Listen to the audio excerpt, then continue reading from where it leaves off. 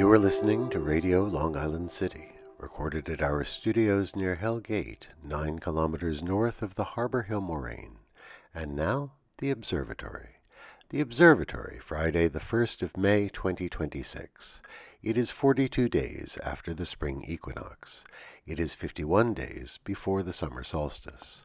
Today is May Day. In today's episode, a fig tree, the Empire State Building, a wheat field in Manhattan, and thoughts on May Day.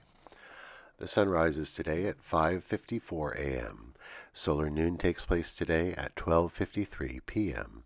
The sun sets today at 7:52 p.m. Civil twilight ends at 8:22 p.m. and nautical twilight ends at 8:58 p.m. The length of daytime today is 2 minutes, 19 seconds longer than yesterday. The full moon arrives today at 1:24 p.m. By the Lenape reckoning, this is the full planting moon. The moon sets today at 5:26 a.m., and then it rises again at 8:16 p.m. These are the predicted tides today for Horns Hook. In the wee hours, low tide, 4:47 a.m., 12 centimeters. In the morning, high tide, 11:07 a.m., 1 meter 46.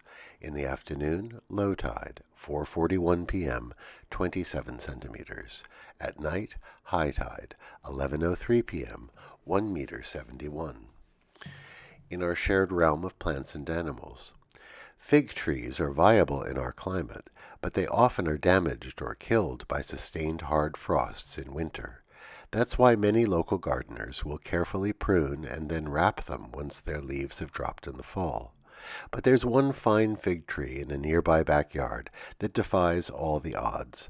Last year it was a good 12 feet tall and perhaps 15 feet wide, with 7 trunks sprouting from its base, and in August it was full of figs. It's tended by a retired couple who have given over the whole backyard to a productive kitchen garden, so they know their plant husbandry. This year, after the harsh winter, it's been trimmed back by about 1/2. We're watching to see how it fruits this year. Commemorations. On this day in 1931, the Empire State Building was dedicated. President Herbert Hoover flipped a ceremonial switch from his office in Washington, D.C., and turned on the lights of the building. A luncheon was held on the 86th floor with 350 guests, including Franklin Delano Roosevelt, who was governor of New York at the time. It was a foggy day, so the view was obscured, the Statue of Liberty being lost in the mist. The tallest building in the world was constructed in just 18 months and was finished ahead of schedule and under budget. It opened to the public the next day. On this day in 1982, the artist Agnes Dennis began planting a wheat field in Lower Manhattan, where Battery Park City now stands. At the time, the site was a barren expanse of landfill excavated from the building of the nearby World Trade Center. Dennis and her team of volunteers trucked in fertile soil and planted 285 furrows of wheat seed by hand, covering almost 2 acres. For the next 3.5 months, they watered, weeded, and tended the field. In August, they harvested 1,000 pounds of healthy golden wheat. The straw was donated to the New York City Police Department's Mounted Police Unit, and the seeds were distributed to 28 cities around the world for planting. Nothing went to waste. She called her project Wheatfield, a Confrontation. Today is May Day. In Northern Europe, it is a traditional day to greet the start of the growing season by erecting a maypole and dancing around it, enveloping it in colored ribbons. But since the 19th century, May Day has been celebrated as International Workers' Day, or Labor Day.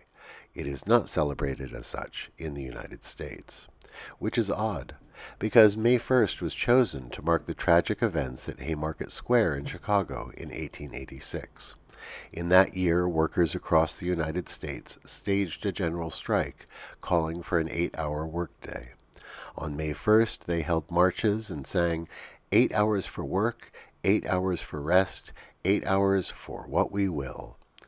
4 days later, as the marches continued, anarchists hurled bombs at the police, and the response was brutal. In 1904, the 1st of May was chosen as an International Day of Worker Solidarity by trade unions and labor parties, by socialists and Marxists. Perhaps it is because Marxists co-opted the holiday that it is not observed here. Nonetheless, on this May Day, we send our greetings to workers and laborers across the world. May we all continue to advocate for fair pay and decent working conditions for all.